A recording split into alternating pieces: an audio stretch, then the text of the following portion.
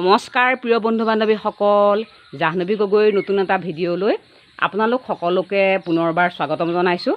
আমাৰ অশোক ফুলজোপা চাওকচোন, আপোনালোকক দেখুৱাইছোঁ কি সুন্দৰকৈ ফুলি আছে।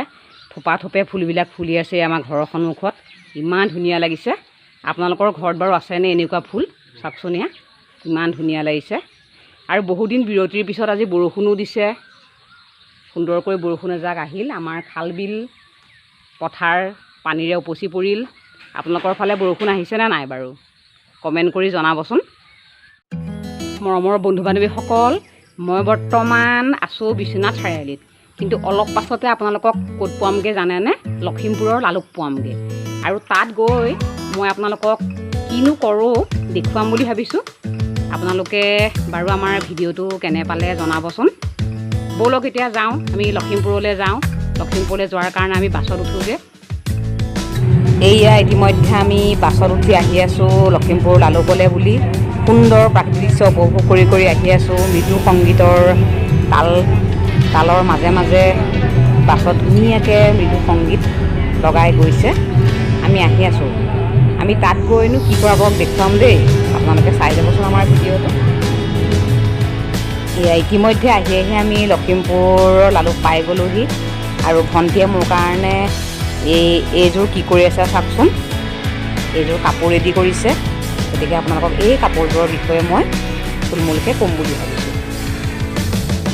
আপোনালোকে নিশ্চয় স্ক্ৰীণ প্ৰিণ্টিঙৰ নাম শুনিছে।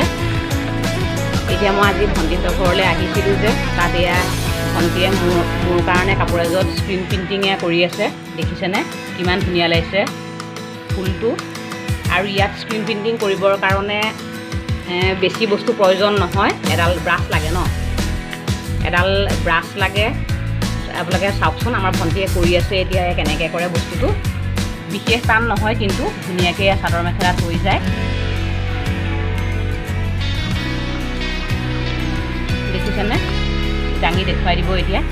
সেয়া কোনো কষ্টকৰ কাম নহয়। ইয়াত ফেব্ৰিকৰ দেখাত মানে ফেব্ৰিকৰ নিচিনাই লাগে, কিন্তু ফেব্ৰিকতকৈ অকণ ফেব্ৰিকত মানে ফুলটো প্ৰথমতে আঁকি ল'ব লাগে ন, কিন্তু ইয়াত মানে আঁকি ল'ব নালাগে। ডাইৰেক্ট স্কিনখন দি পেলাই তাত ৰংটো দি ব্ৰাছডালে ঘঁহাই দিলে আমাৰ ধুনীয়াকৈ আমাৰ ফুলটো হৈ যায়। আপোনালোকে এবাৰ চাওকচোন। এয়া দেখিছেনে? ভালকৈ লক্ষ্য কৰক কেনেকুৱা লাগিছে।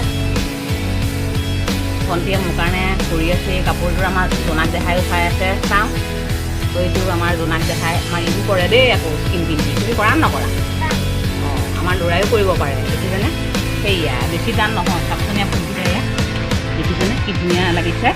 মই সদৌ শেষত কাপোৰযোৰ হোৱাৰ পিছত আপোনালোকক দেখুৱাম দেই, কেনেকুৱা লাগে আপোনালোকে ক'বচোন।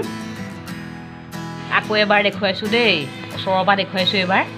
কেনেকৈ কৰে চাই লওক। স্কিনখন তেনেকৈ তলত পাৰি লৈ পেলাই ৰংটো দি ঘঁহাই দিলে হৈ গ'ল আৰু ফুলটো। আৰু চাবচোন কি ধুনীয়া হ'ব দেখিবলৈ।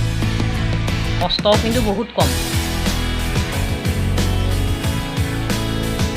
চাব দেই কি ধুনীয়া হৈ যাব।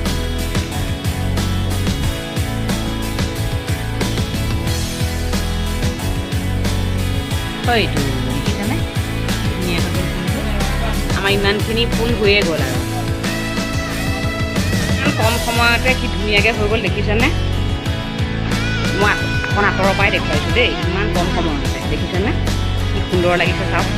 আৰু গোটেই কাপোৰযোৰ মই শেষত দেখুৱাওঁ আপোনালোকক। আপোনালোকে চাই কেনে পালে জনাব মোক। ইতিমধ্যে মেখেলাখনত কৰা হৈ গ'ল। তাৰপিছত এয়া চাদৰখনত কৰিছে।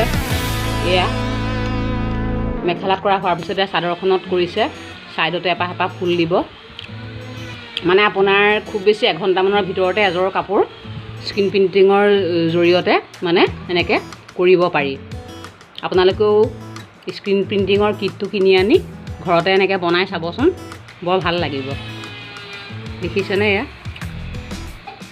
আমাৰ স্ক্ৰীণ প্ৰিণ্টিং কৰা কাপোৰযোৰ এয়া ফিনিচিং হৈ গ'ল। চাওকচোন কিমান ধুনীয়া এটা লুক আহিছে।